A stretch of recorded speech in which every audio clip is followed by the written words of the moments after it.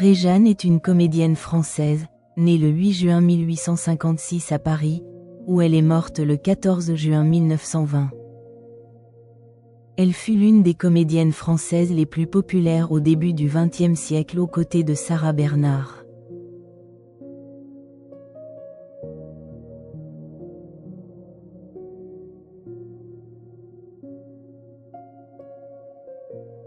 Paul-Désiré Parfourou dit Porel est un acteur, metteur en scène et directeur de théâtre français, né le 25 octobre 1843 à Saint-Lô, et mort le 4 août 1917 à Paris. Il a été marié à la comédienne Réjeanne, 1856 à 1920, entre 1893 et 1905. Le couple a eu 2 enfants, Jacques et Germaine.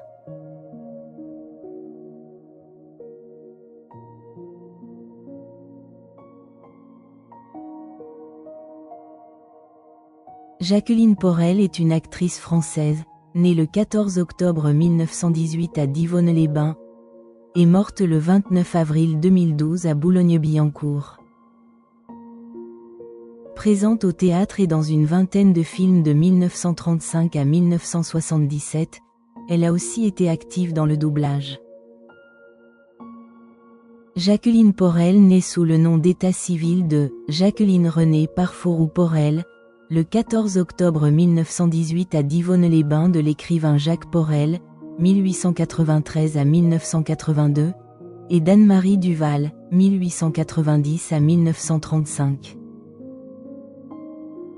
Elle est la petite-fille des comédiens Réjeanne, 1856 à 1920, et Paul Porel, 1843 à 1917. Elle a eu pour parrain le comédien Louis Jouvet. Jacqueline Porel a été mariée 2 fois. De 1941 à 1947 avec le comédien François Perrier, 1919 à 2002. À partir de 1951 avec le comédien Gérard Landry, 1912 à 1999, elle en divorce également.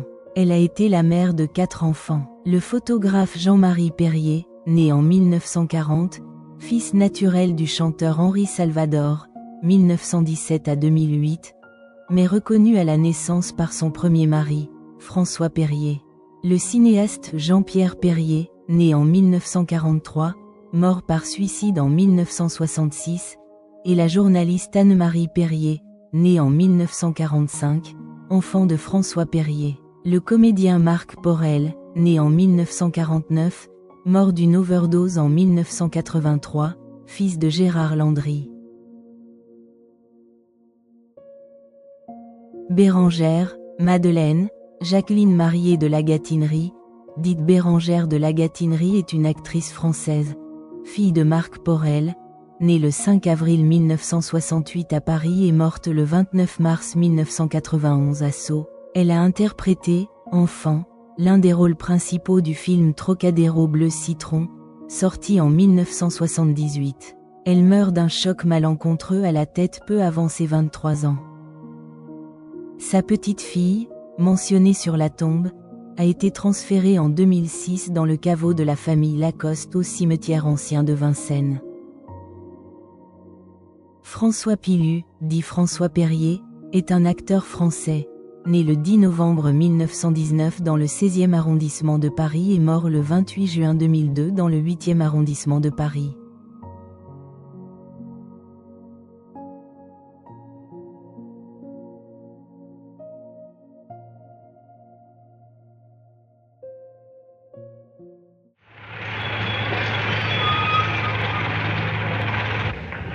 C'est combien? 220. Et Françoise de P. Quoi, Françoise Doplé? C'est pour le bonheur de ton frère que vous avez rendez-vous tous les soirs à 9h ou pour le tien? Gardez le tout, vous accompagnez madame aux Champs-Élysées. Hein. Mais qu'est-ce qui te prend? Il me prend que j'ai hors des devinettes. Alors, vaut mieux se quitter gentiment. Quant à Françoise Doplé, ben, ça veut dire Française des pétroles. Alors, tu peux pas comprendre Française des pétroles. 5 jours de suite. Mon petit, les affaires, c'est comme les femmes. Il y a celles qu'on décroche du premier coup, puis il y a les autres. Porteur?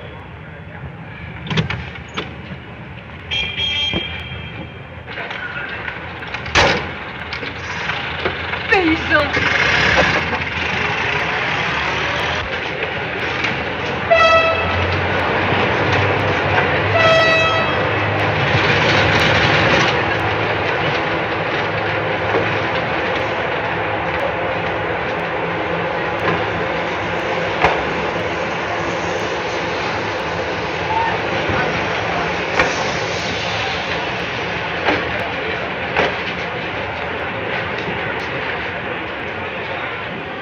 m'avez pas dit comment ça s'est passé au ministère? Bah, aussi bien que possible pour un raccrochage. Mais enfin, je crois que maintenant c'est reparti du bon pied, grâce à vous d'ailleurs. Quand est-ce que je vous reverrai? Espèce de provincial. Sûrement pas avant un mois. Même si je vous le demandais. Et non, j'ai une nouvelle usine à mettre en route et je marie mon frère. Georges se marie? Vous ne me l'aviez pas dit. Enfin, c'est probable. Qu'est-ce qui vous fait sourire? Vous m'avez dit Georges se marie, alors. Je pensais qu'un jour, comme ça par hasard, votre frère me dira tiens, à propos, François se marie. Et ça vous fait rire? Oui. Aux larmes. Vous ferez un mari détestable. Oui.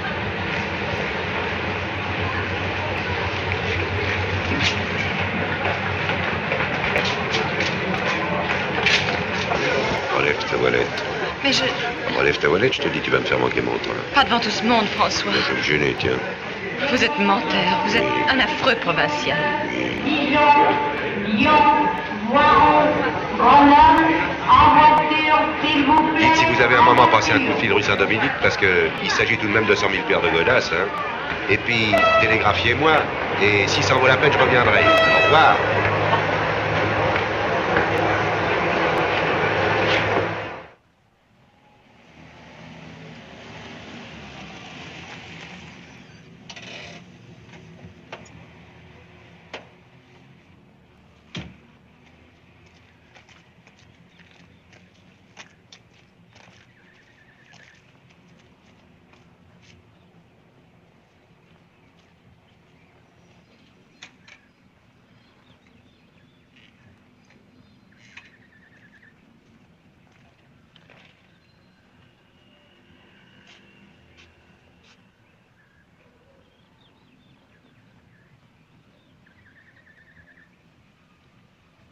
Bureau? Oui. Henri Le Nantais. Mon mari vous attend.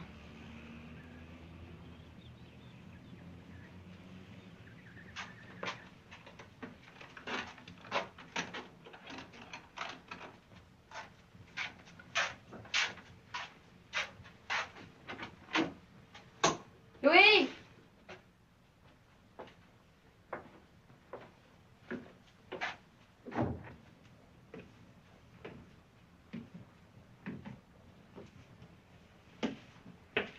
Henri Le Nantais. Et je vous attendais. Alors, tout est pareil? Oui. Combien? Bah, j'ai fabriqué 50 kilos de blanche. Ça ira? Oui, je vais en prendre 40 kilos tout de suite, j'ai un gros envoi à faire. Et puis, les 10 autres kilos, tu les donnes au porteur, ils sont revenus. Ah oui, oui, les porteurs Raymond et Lucien sont déjà venus, ils ont pris chacun 1 kilo. Il m'en reste 8. Je veux que tu travailles ici. Là.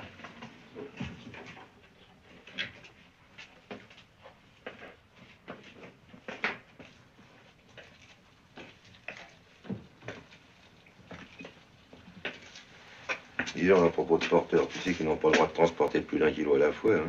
Oui, oui, je me souviens des ordres, faites-moi confiance. C'est pour leur éviter la tentation de se débiner avec. Il y a combien de temps que tu as reçu tes 50 kilos de morphine base? Attendez, c'était samedi dernier. Bon, bah alors traite-les en vitesse parce que j'ai encore un gros envoi à faire. Ah bon, tout en blanche? Oui, tout en blanche. Pas besoin de morphine? Non, pas en ce moment. Ne tire que de la chenouf. Bon, comptons environ un 5e de perte, ça nous donnera 40 kilos. Oui, ça me suffira pour l'instant. Mais travaille jour et nuit, hein, il me les faut vite. T'as compris? Bien sûr, monsieur, oui. C'est pour l'Angleterre? Toi dans tes fesses. Oui, excusez-moi. Ah, c'est les acides. Oui, je connais. Alors, t'as mon colis? Elle est là-haut. J'ai fait 4 paquets de 10 kilos. Hein, ça ira? Ouais.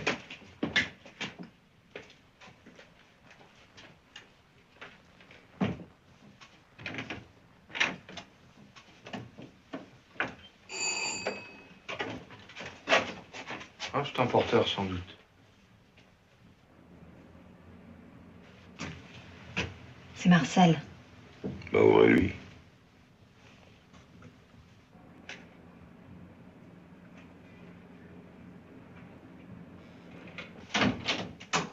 Vous voulez le voir? Non, non, donne-moi mes pattes sont gentils. Oui, tout est là.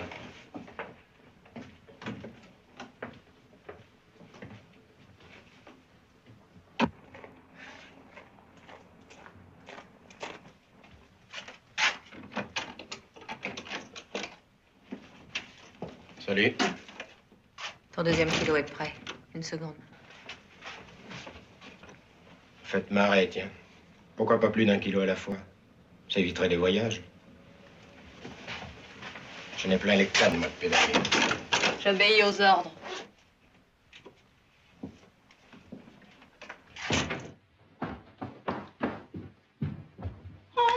Coccolino! Coccolino! Oh, parlami, Coccolino! Oh, mamma mia! Coccolino, Cosa fai tu qui? Te ne vuoi andare? Ehi, via, via, fuori.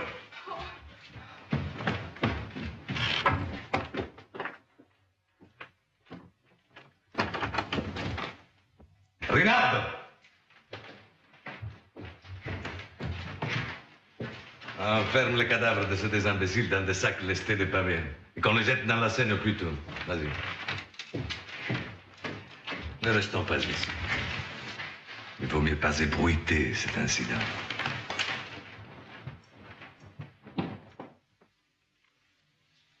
Voici l'ordre de libération de votre père. Monsieur de Neville, le gouverneur de la Bastille, le libérera demain. Mais, Béatrice, si vous le vouliez, dès ce soir, il me sera facile d'obtenir que votre père soit rétabli dans tous ses droits et dans tous ses biens.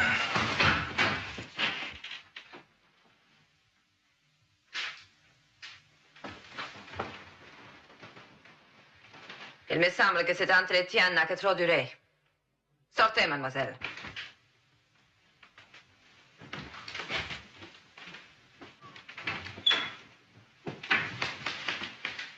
Pour obtenir les faveurs de cette fille, vous venez de gracier votre plus mortel ennemi. Mais croyez-vous capable d'une telle sottise? Ce prisonnier des choix avait été savamment torturé. Sans aucun résultat, d'ailleurs. Il a mal supporté cette épreuve. Et les faveurs du régime spécial que je lui ai réservé par la suite. Le père de cette jeune fille est mort depuis 8 jours. Il ne reste donc plus que... Oui. Ce soir, j'emploierai les moyens les plus sûrs. Rinaldo fera le nécessaire. Demain, tu seras reine.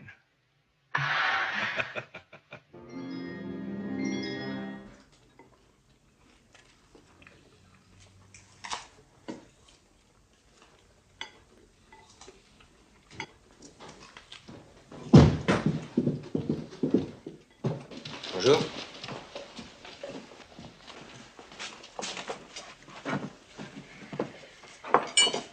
T'as mangé ici, c'est pas un snack bar. D'ailleurs, j'ai à te parler.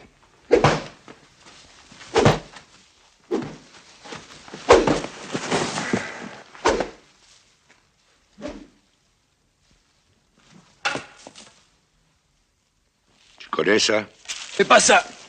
Oh.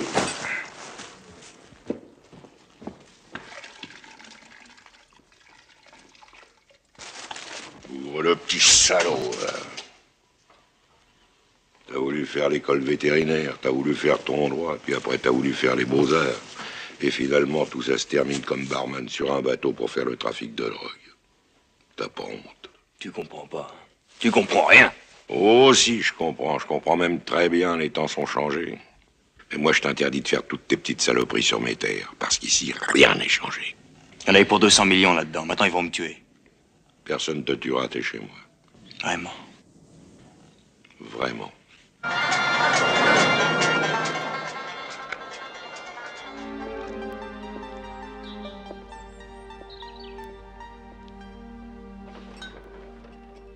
On dirait que t'es fatigué, mon Jacques. Scotch, martini? Il me un doigt de whisky et beaucoup de Perrier. J'ai besoin d'argent, Gino. Sans problème, mon Jacques. Sans problème. Il faut que tu saches que je prête à 25% et seulement aux amis qui ont du répondant. Ce qui est ton cas, n'est-ce pas? Alors, tu veux? Une brique? 2 briques? Tu veux plus? 4 briques? 4 bâtons, je peux. Et j'attendrai pas que tu m'embourses pour payer mes fournisseurs. Je peux me faire buter. Plus maintenant. Après la mort de Mignot, quand t'es venu me trouver, je donnais pas cher de ta peau. localisé les genoux? Non, pas encore, mais ça va venir. J'ai aussi besoin d'une arme, Gino. T'aurais pas ça? Ça doit pouvoir se trouver.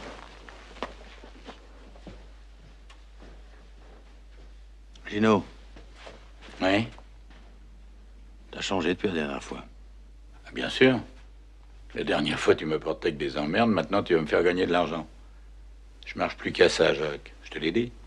Bouge pas.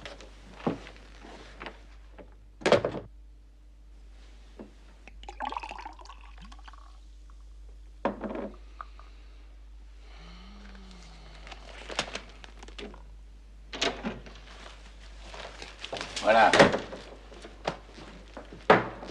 40 000 francs et un piton qui a jamais servi. T'es vraiment un ami, Gino. Oh non. Je te fais le flingue 8 000. Il m'en a coûté 4. Disons que sur 6 mois, je vais encaisser 4 000 et 60 000. Si c'est ça l'amitié, on peut canoniser la terre entière. Tu vois, Gino, en sortant, je pensais que Martel, Lorca ou toi, vous seriez là à m'attendre pour m'aider à récupérer les diamants. T'oublies une chose. Tout le monde sait que c'est pas toi qui as tué le diamantaire. Et que t'as pas balancé le type qui l'a fait. De quoi tu me parles, là, de l'honneur de la pègre? Appelle ça comme tu voudras. Attends. Non. Le milieu est actuellement en pleine mutation. Et le traditionnel banditisme avec ses juges de paix qui rendaient des arrêts stricts et autrefois respectés n'est plus. Une violence nouvelle, anarchique et socialement incohérente l'a remplacée. Les nouveaux venus sont armés et ne reculent devant aucune extrémité, etc. etc. C'est à ces salopes que t'as affaire, Jacques. Demain, ils peuvent venir me faire du racket et je cracherai au bassinet parce que je suis démobilisé. Alors me dis pas que je t'aide pour rien. Merci quand même, Gino. Je vais prendre des dispositions pour qu'au cas où je me fasse descendre, tu saches où sont les diamants. Comme ça, tu seras remboursé. C'est ça, donne-moi une raison de te flinguer, imbécile. Dis donc, t'as un coin pour te planquer? Non. Non, parce que j'ai une chambre de bonne dans le 15e. C'est pas extraordinaire, mais c'est plus discret qu'un hôtel. Où ça, dans le 15e?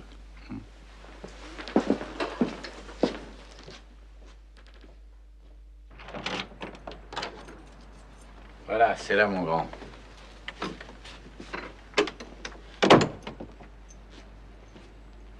C'est simple, c'est rationnel. Dis donc, ce serait pas ta garçonnière que tu me refiles, là?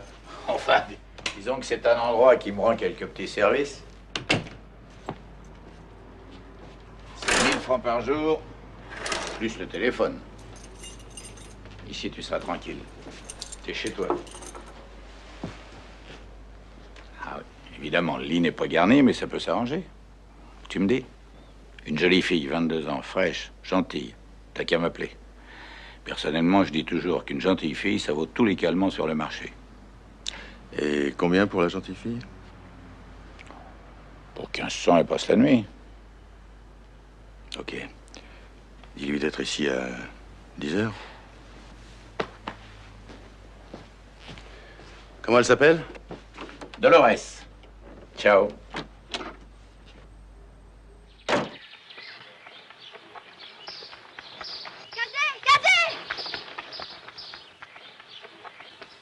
Cadet, tu sais, c'est terrible. Mon père veut te faire quitter le village. Tu m'entends, Cadet? Que veux-tu? La plupart du temps, le bonheur des parents, c'est de s'opposer au bonheur des enfants. Vois-tu, Isabelle, il y a longtemps que je songe à partir. Partir? Mais pas pour te quitter, pour te mériter. Je tenterai l'aventure, je reviendrai riche et glorieux, et là, ton père ne pourra plus me refuser ta main. L'animal, les roses les plus belles. Je garderai toujours ces 3 roses. Aïe! Ah.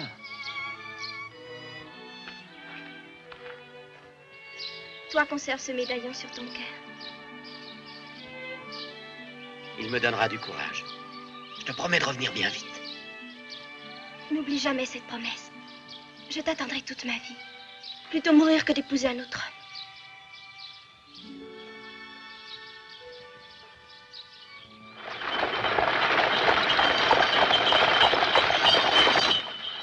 pas savoir comme j'aime Isabelle. Tu ne peux pas savoir comme elle est jolie. Presque aussi jolie que toi. Merci. D'une beauté différente, bien sûr. Un peu plus... un peu moins... mais tellement jolie. Tellement douce. Tellement tendre. Elle se blottissait contre moi. J'aimais ses cheveux. Leur parfum qui me faisait oublier toutes mes peines. J'aimais la douceur de sa joue. La fraîcheur de sa main. Oh, tu ne peux pas savoir comme je t'aime, Isabelle. Violetta! Moi, je m'appelle Violetta. Mais qu'est-ce qui se passe? Ça doit être le coup que j'ai reçu sur la tête, moi. Oh, tu as mal? Pas du tout. Je me sens engourdi. Merveilleusement engourdi, comme dans un rêve. Oh, c'est exactement comme moi. Et pourtant, moi, j'ai pas reçu le coup sur la tête. C'est curieux. Je crois que nous allons devenir de grands amis. Oh oui.